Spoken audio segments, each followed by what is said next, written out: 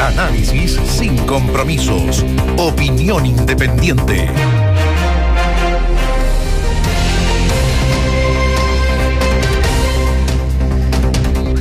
¿Qué jornada?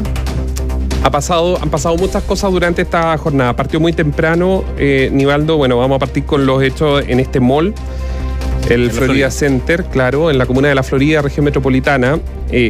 Llega un camión de valores a buscar el recaudo, a buscar los recursos que un supermercado que está en esa zona, el Jumbo, había reunido de sábado y domingo. Tenían que ser sacados. Aparentemente esto se sabía o se hizo un estudio de planificación acá. Llega el camión de valores y se arma ahí una balacera. Yo creo que una de las cosas, con la muerte de uno de los guardias, es que en este asalto se usa un arma larga de grueso calibre. Yo creo que también ese es un dato que hay que manejar. Ya no es el asalto que se han hecho en otras ocasiones a balazos con pistolas, sino que esta vez ya es con un fusil. Y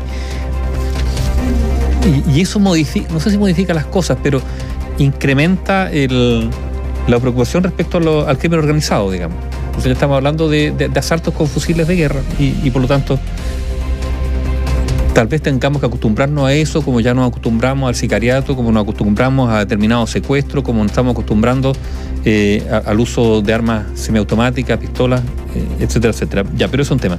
Dejémoslo de lado, simplemente mencionémoslo como un punto que debiera preocuparnos. El presidente Gabriel Boric está en Argentina, las relaciones entre Chile y Argentina son relaciones que se han ido estrechando en el último tiempo. Digamos que hubo momentos que fueron muy, muy complejas las relaciones entre los dos países. Obviamente han mejorado muchísimo, pero también hay que decir que son relaciones que mantienen ciertos temas pendientes. Uno de los temas pendientes es incluso limítrofe. Hay una parte de Campo de Hielo Sur que no está delimitado en un acuerdo que se hizo en una mediación que todo indica que terminó muy desfavorable para nuestro país, y esa delimitación tiene que hacerse. Y algún gobierno tendrá que asumir los costos cuando esto se devele. De hecho, los mapas oficiales de ambos países aparece con una línea punteada, incluso en algunos con un signo de interrogación. Exacto. Sobre de qué lugar hasta qué lugar es realmente el límite. ¿Por qué Campo de Hielo Sur es importante? Bueno, porque si el día de mañana el agua va a ser el petróleo del futuro, se transforma en una zona muy de mucho interés. Y porque dicen que sería tan perjudicial, lo que finalmente se ha concluido es que la frontera quedaría muy cerca del Océano Pacífico. Eso es un tema. Lo otro es la plataforma continental antártica, ¿no es cierto? Sí. A través de este reclamo, este oficio ingresado por Argentina a Naciones Unidas, que tuvo una réplica chilena, pero que yo creo que sorprendió un poco a la Cancillería chilena. Y también yo creo que hay que tener... A ver, algunos dicen lo del Albaino Pablaza. Bueno, pero son temas casi pseudo-policiales, pero que igual generan ruido. ¿Dónde? En el debate que pueda tener el Ejecutivo, por ejemplo, con alguna fuerza en el Parlamento, particularmente la UDI. Claro, pero lo que pasó hoy día, que algunos por ahí, cabeza de pistola, como dicen en el Frente Amplio, salieron, que son reconocidos Frente Amplistas por redes sociales, a cuestionar que para qué se prestaba todo este show el presidente Boric de abordar este tema con Alberto Fernández.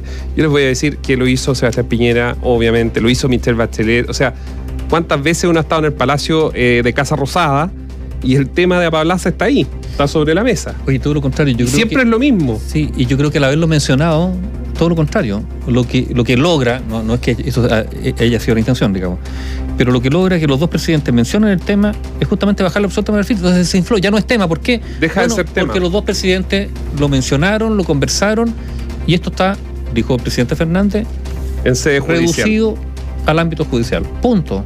O sea, desde la perspectiva del viaje, esto se desactivó. Lo que para algunos podría ser un problema, no lo es en absoluto. ¿Por qué? Porque está reducido ahí. Ahora, en la mañana recordábamos algunas cosas respecto a lo que se ha dicho de designar a Bárbara Figueroa, militante del Partido Comunista en Argentina, la tensa relación que han tenido históricamente el peronismo y el Partido Comunista. Yo quiero agregar un dato más todavía. El Partido Comunista Argentino respaldó a la dictadura militar de Videla. Vale decir, una vez que estuvo el golpe, el Partido Comunista Argentino, cuando se dio el golpe de Estado, digamos, contra Isabel Martínez, viuda de Perón, el Partido Comunista Argentino dijo que esto era inevitable, que no había otra cosa y que esperaba que. Le dio su respaldo. Y esto le ayudó después a Argentina para poder vender cereales a la entonces Unión Soviética. Pero, más allá de eso, también hay que decir que en el peronismo argentino ha habido fuerzas muy de izquierda y que por lo tanto pueden ser muy cercanas al Frente Amplio. O sea, este no es el tema del Partido Comunista. El peronismo, donde en el peronismo ha cabido todo, han cabido desde políticas que hoy día algunos calificarían neoliberales, como las de Menem, hasta posiciones muy, muy de izquierda como Cristina Fernández, ¿no es cierto?, o el mismo Néstor Kirchner. Ahí puede haber corrientes fuertemente convergentes con el Frente Amplio, en una lógica más del asambleísmo, por ejemplo, como es la Cámpora, sí, cuyo referente es Máximo Kirchner, ¿no es cierto? Hoy día, claro. Hijo de Néstor Kirchner. Entonces, tampoco hay que decir que no. Creada por Néstor Kirchner. Pueden haber muchas coincidencias, incluso ideológicas. Está bien. No está la figura del caudillo, Perón, pero Perón, todos recurren a Perón, desde políticos podríamos uno decir, de sensibilidad de derecha o de izquierda, porque el peronismo cubre muchas cosas. En algún momento a Perón, no voy a hablar de Perón porque tiene demasiadas anécdotas, digamos, que son, en algunos casos, yo diría, escalofriantes. El personaje más que complejo, temible. Se le preguntó cómo era el panorama político argentino y Perón dijo, bueno, mire, un tercio son de derecha, hay otro tercio que es de izquierda y el otro tercio, bueno, es como de centro. Y le preguntan, bueno, ¿y el peronismo? Ah, no, son todos peronistas.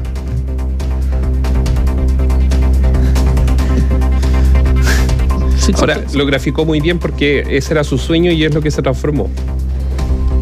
Sí, bueno, el sueño era mayor, digamos, o sea, tampoco hay que frivolizar el peronismo. El peronismo lo que busca también, y esto puede ser también interesante, es la superación.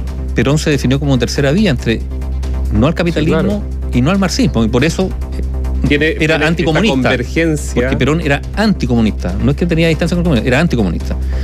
Porque él a lo que aspiraba era una tercera vía que conciliara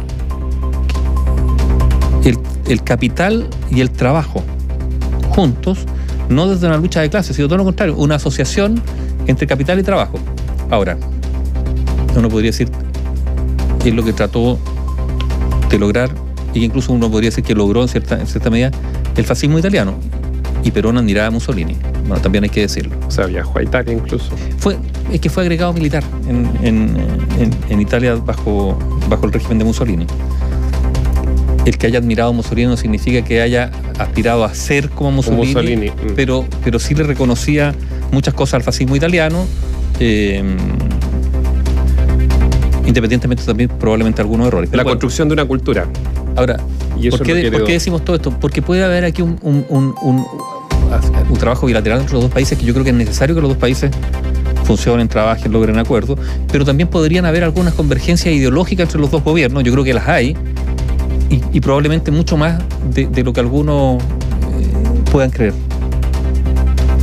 O sea, puede haber una afinidad no entre Alberto Fernández, sino que entre el Frente Amplio y el peronismo, o el actual peronismo, no el actual peronismo, el peronismo que hoy día es hegemónico y por lo tanto está en la Casa Rosada, con el Frente Amplio de Gabriel Boric. Ojalá, para ir cerrando el tema de la visita a Argentina, es que el presidente Boric haya tenido la cautela que, más allá de la afinidad con el presidente Fernández, probablemente, y con Santiago Cafiero, que es el ministro... La cautela diplomática, dice. De Relaciones... Sí, porque hay un tema súper importante que es lo que se buscó por parte de las cancillerías poner en agenda, que era la generación de una mesa de diálogo bilateral oceánico. Y esto es muy complejo porque a Michelle Bachelet ya le pasó en el primer gobierno.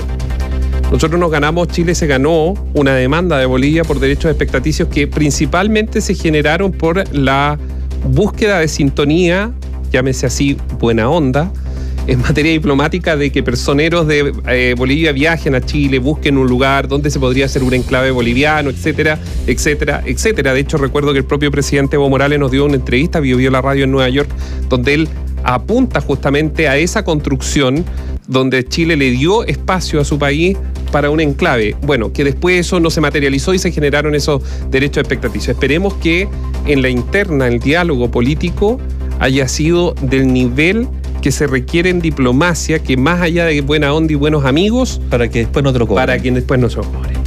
Porque con Argentina, sí o sí, en algún minuto vamos a tener litigios judiciales y probablemente van a ser bastante complejos. Información independiente. Opinión independiente.